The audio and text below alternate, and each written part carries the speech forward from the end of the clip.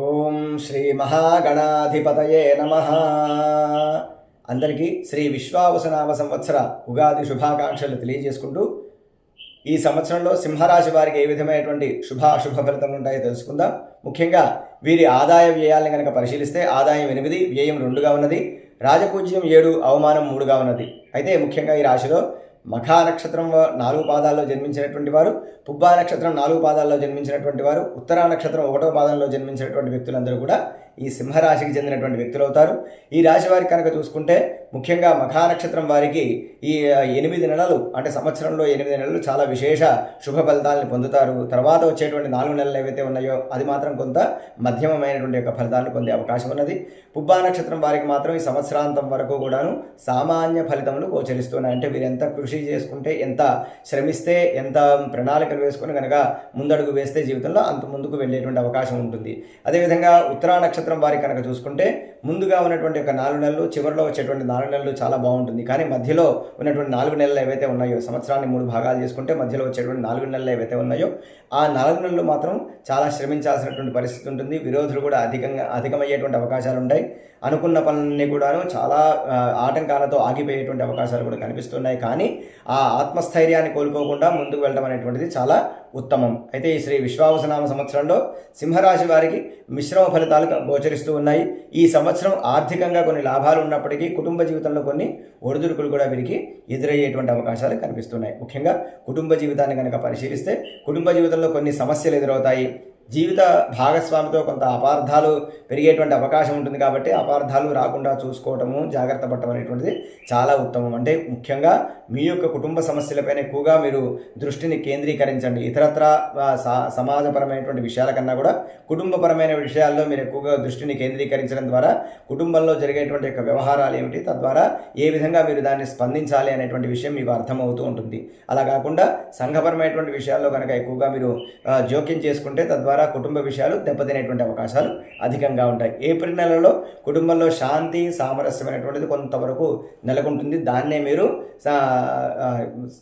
Continue చేసుకుంటూ వెళితే కనుక, స్థిరంగా దాన్ని నిలుపుకుంటూ వెళ్తే సంవత్సరాంతం వరకు కూడాను శుభ ఫలితాలు ఏర్పడతాయి. అదేవిధంగా ఈ యొక్క రాశి వారి యొక్క ఆరోగ్యాన్ని కనుక పరిశీలిస్తే మానసికమైనటువంటి యొక్క ఒత్తిడి ఎక్కువగా ఉంటుంది. తద్వారా కొంత అనారోగ్య సమస్యలు కూడా ఎదుర్కోవాల్సినటువంటి పరిస్థితి ఉంటుంది. నీరసము కానివ్వండి, నరాల బలహీనత కానివ్వండి, అదేవిధంగా కొద్దిగా ఉత్సాహం లేకపోవడం, ప్రతి పనిలో కూడా ఉత్సాహం లేకపోవడం, ఈ విధమైనటువంటి సమస్యలు ఎదుర్కోవాల్సినటువంటి పరిస్థితి కనబడుతున్నది. అయితే ఈ రాశి వారి యొక్క ఆర్థిక పరిస్థితిని కనుక పరిశీలిస్తే ఆర్థిక ఆదాయం అనేటువంటిది పెరుగుతుంది.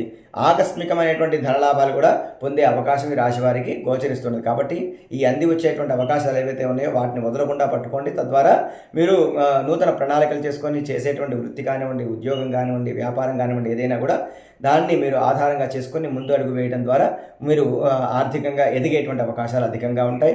అంతేకాకుండా గృహంలో ఈ వివాహ మరియు వ్యాపార సంబంధమైనటువంటి విషయాలు ఏవైతే, నూతన వ్యాపార ఆరంభాలు, ఈ విధమైనటువంటి విషయాలు ఏవైతే ఉన్నాయో వాటిల్లో ధైర్యంగా మీరు ముందడుగు వేసేటువంటి అవకాశం కూడా కనిపిస్తూ ఉన్నది. అయితే ఈ రాశిలో ఉన్నటువంటి వారు ఉద్యోగములు మరియు వ్యాపారాలు చేసేటువంటి వారి యొక్క ఫలితాలను కనుక పరిశీలిస్తే వ్యాపారంలో మీరు ప్రత్యేకమైనటువంటి శ్రద్ధ మాత్రం ఖచ్చితంగా కనపరచాల్సిందే.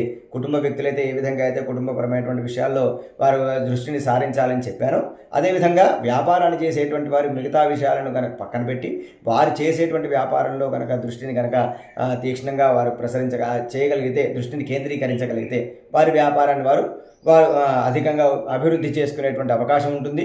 విదేశీ వ్యక్తుల నుండి విదేశ వ్యాపారంలో సహాయం పొందవచ్చు. విదేశంలో ఉన్నటువంటి యొక్క వ్యక్తుల ద్వారా మీ యొక్క వ్యాపారంలో సహాయాన్ని పొందేటువంటి అవకాశం ఉంది. ఉద్యోగ విషయాల్లో కూడా కొంత ముందడుగు వేస్తారు.